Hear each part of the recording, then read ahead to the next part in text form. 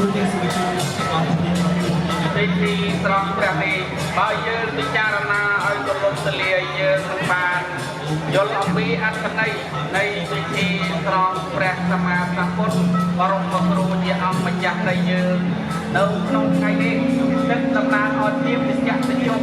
លោកបដិបរមនីក្នុងថ្ងៃនេះអាចដល់លោកជំទាវលោកស្រីព្រមទាំងមហាពុទ្ធបរិស័ទទាំងឡាយបង្អត់កាយវិជ្ជាចិត្តនិងប្រកបដោយកិរិយាការគោរពចំពោះព្រះអង្គនិងបានស្រោចស្រង់នៅសកង្ខាវរីថ្វាយព្រះអង្គក្នុងថ្ងៃនេះដើម្បីជំរះនៅទលេនិងបន្ទើសៅម៉ងទាំងឡាយដែលនឹងត្រូវញ៉ាំងការប្រព្រឹត្តរបស់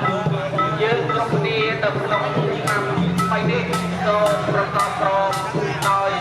អរសាមគ្គីនិងរួមធ្វើយ៉ាងណាដែលការប្រព្រឹត្តនៅក្នុងបរិយាកាសកម្ពុជារបស់យើងគឺជាបុគ្គលដែលមានគុណធម៌មានសិលធម៌មានបញ្ញានិងមានផលតាមប្រកេតភាពរួមគ្នាជាតិលោកមួយក្រោមប្រទេសជាតិប្រកបដោយសុខសន្តិភាពក្រោមការដឹកនាំដល់លក្ខណៈទីបណ្ឌិតរបស់បញ្ហាបវរសុខនៃពុទ្ធបណ្ដានាយករដ្ឋមន្ត្រីនៃប្រទេសជាតិកម្ពុជាគឺឲ្យកម្ពុជាយើងមានថ្ងៃនេះដូច្នេះហើយក្នុងកម្មវិធីនគរសង្គ្រាមឆ្នាំ2026នេះបានរៀបចំការ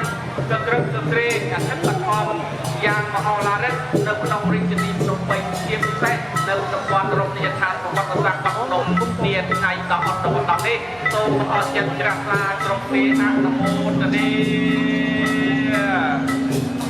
ដូច្នេះពួកកុំប្រមាថពួកខំសម្រាប់លក្ខសម្លាញ់សម្លាញ់ចិត្តបានឲ្យអស់ចេញប្រឹងប្រែងកុំពេញទៀងទាំងពួកព្រះសាស្ត្រប្រាប់កម្មបត្តិឲ្យបានចេញចំគ្រប់ប្រកបទាំងសិល8ឲ្យអស់ផងទាំងជាវទាផងឲ្យបានអស់សូមជ្រះថ្លាអនុមោទនាការគោរពបូជាថ្វាយចំពោះព្រះសម្មាសម្ពុទ្ធត្រចស្រស់នៅសកង្ខបរិថ្វាយព្រះអង្គដើម្បីគោជាចំពោះព្រះអង្គបាននៅអានិសង្ឃត្រៃលែងនៅក្នុងថ្ងៃ10អត់ដល់នេះសូមជ្រះថ្លាសាធុអនុមោទនាព្រះសម្មាសម្ពុទ្ធព្រះអង្គសម្ដែងហើយបុគ្គលថាដែលបានស្ងទឹកថ្វាយចំពោះព្រះអង្គបុគ្គលនោះរមែងបរិបូរណ៍ដោយតែជាហើយរមែងតកិតទេវលោកបានជាស្ដេចព្រះគុណបានរមែងច្រើនមានសម្បត្តិល្អមានទ្រព្យសម្បត្តិច្រើនមានតែក្តីសុខគ្រប់ប្រការដោយអំណាចនៃការបូជាចំពោះព្រះអង្គក្នុងថ្ងៃនេះសូមជ្រះថ្លាសាធុអនុមោទនាកម្មវិធីទាំងឡាយនៅបដិមាដើម្បីថយក្រោមលើសកម្មបរិយាថ្ងៃនេះជាមហាកិច្ចយុគក្នុងបុណ្យត្រង់វត្តមានតរបស់អាចจะต้องพูดวันนี้ผมไปរដ្ឋមន្ត្រីហើយក្នុងមានការអញ្ជើញចូលរួមពីអាចจะต้องអភិបាលនៃគណៈអភិបាលរាជធានីភ្នំពេញអាចจะต้องជួបជុំអភិបាលរងដឹកនាំក្រុមលំដាប់ណាស់នៅក្នុងរាជធានីកម្ពុជាតែនៅក្នុងរាជធានីភ្នំពេញហើយជាពិសេសមានលោកបានការអញ្ជើញចូលរួមពីបងប្អូនប្រជាពលរដ្ឋจากនៅក្នុងរាជធានីភ្នំពេញនិងតាមបណ្ដារាជធានីខេត្តយ៉ាងប្រសិទ្ធផលរងទាំងអស់ទាំងក្នុងใจយ៉ាងស្សម័យថ្ងៃទី3នៃពិធីចូលឆ្នាំព្រះរះឡើងតាំងនៅពេលនេះសូមជ្រះថ្លាសាធុអនុមោទនាអនុមោទនាពលការទាំងឡាយនៅប្រពុទ្ធបដិមាបានយាងមកដល់ទីតាំងដើម្បីគោរពកិច្ចកម្មវិធីនៃកិច្ចសាសនាតាមលំដាប់លំដោយមុនក្រោយមុននឹងបានក្រោយប្រត់នៅព្រះសង្ឃបរិថ្វាយព្រះអង្គក្នុងថ្ងៃនេះសូមជ្រះថ្លាសាធុអនុមោទនាទីកិរិយាណាមាតាកាថ្វាយបងប្អូននៃខ្ញុំព្រះករុណាយោទាំងដល់ព្រះនាមានព្រះអាជាព្រះអរហន្តព្រះសាស្ត្រត្រត្រាស់ដល់ដល់ព្រះជាធម៌ក្រពុំដោយព្រះ